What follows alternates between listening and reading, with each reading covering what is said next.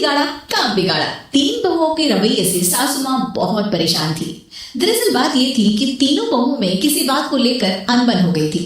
तब से ही तीनों एक दूसरे से मुंह फुलाए रहती थी। ना कोई सीधे मुंह किसी से बात करती, ना किसी का कहना मानती। पड़ोसी भी इस बात को जानते थे और जाने कैसे कैसे बातें भी करते। इसलिए सासू माँ ने तीनों बहुओं को तुरंत अपने कमरे में बुलाया।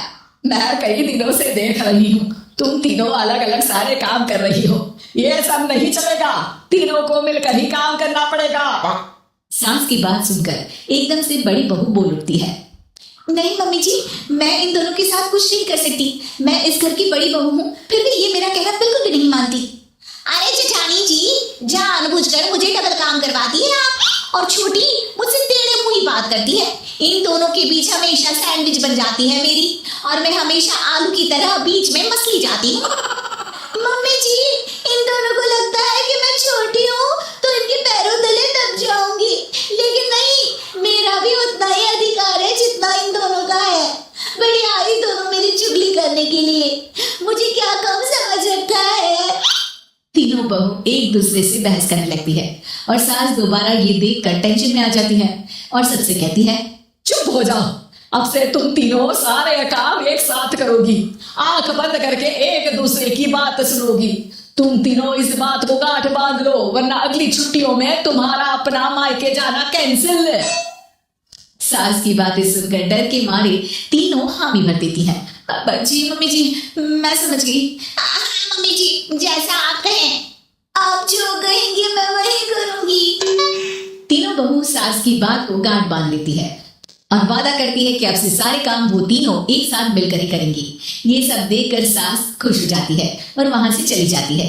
नीचे जाकर वो देखती है कि घर में शर्मा जी आए हुए होते हैं। सास जोर से आवाज लगाकर कहती है, अरे बहू, जरा चाय बनाकर तो लाना, शर्मा जी आए हैं। सास की बात सुनकर तीनों बहू तुरंत किचन की ओर भागती है और चाय बनाना शुरू कर देती है। मुझे तो एकदम मसाले वाली कड़क चाय पसंद है, तो हम शर्मा जी के लिए मसाले वाली चाय ही बनाएंगे। अरे नहीं दीदी, गर्मी के मौसम में मसाला चाय कौन पीता है? मैं तो शर्मा जी के लिए इलायची वाली चाय ही बनाऊंगी। ये कैसी बात कर रही हैं आप दोनों? मेरी मम्मी ने सिखाया है कि मेहमान को ज्यादा दूध और शक्कर वाली चाय देनी चाहिए, वरना वो घर वालों को कंजूस समझते हैं। तो मैं तो शर्मा जी को ऐसी ही चाय दूंगी। तीनों बहुएं अपने अपने तरीके से चाय में शक्कर, मसाला, पत्ती सब डाल देती है। उबलने के बाद तीनों मिलकर चाय बाहर लेकर जाती है और शर्मा जी और सासू माँ को देती हैं। चाय पीने के बाद शर्मा जी सासू माँ को देखकर शर्मा जाते हैं और शर्मिंदा महसूस करते हैं कि आखिर उन्होंने चाय पीने के लिए हामी क्यों भरी। सासू माँ भी चाय पीना शुरू करती है और कहती हैं, अरे बहू, ये कैसी चाय बनाई है? चाय है या मीठे दूध की बासुंदी? चाय अच्छी नहीं लगी क्या? कोई बात नहीं, हम पराठा बनाकर लाते हैं। चलो चलो अंदर। हाँ चलो, हाँ आती हूँ मैं भी। नहीं, मेरा पेट चाय ने चौपट कर दिया, वही काफी है। पराठे से पोपट नहीं करवाना, मैं तो चलता हूँ। शर्मा जी चुपचाप पतली गली से निकल जाते हैं। अगले दिन सास बहुओं से कहती है, अरे बहू, जाओ जाके ऊपर के गेस्ट हाउस की सफाई कर दो। कल हमारे यहाँ मेरे दूर के रिश्तेदार आने वाले हैं, तो पूरे कमरे को चमका देना, समझी? तीनों बहू सास की बात को मानकर ऊपर सफाई करने चली जाती हैं और तीनों कमरे की सफाई चालू कर देती है।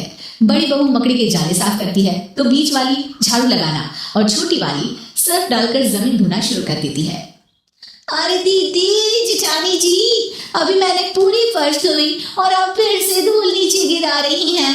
और मछली जेठानी जी, आप बिना झाड़ू की धूल यहाँ छटक रही हैं।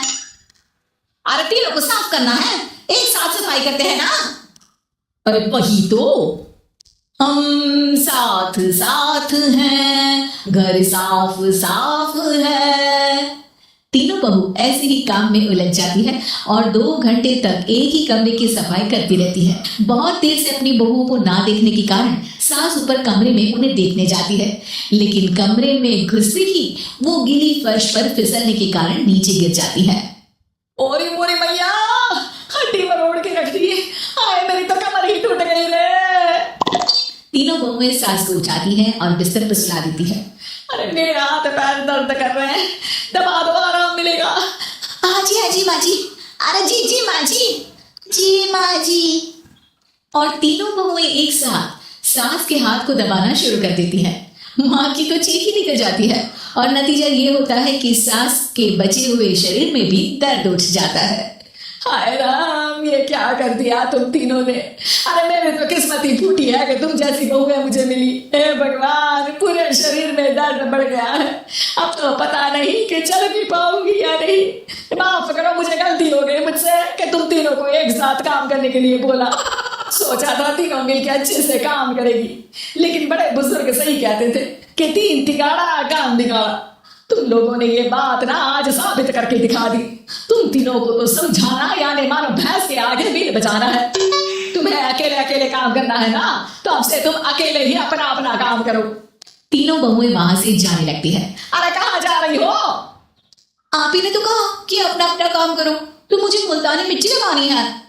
अरे मुझे भी तो नेल पॉलिश लगानी है। मुझे ना मेहंदी लगानी है। सास अपना सर पीट लेती है और कहती है, अरे मुझे भी लगाना है कुछ। क्या माँ जी? क्या माँ जी? क्या माँ जी? तुम्हारे घर वालों को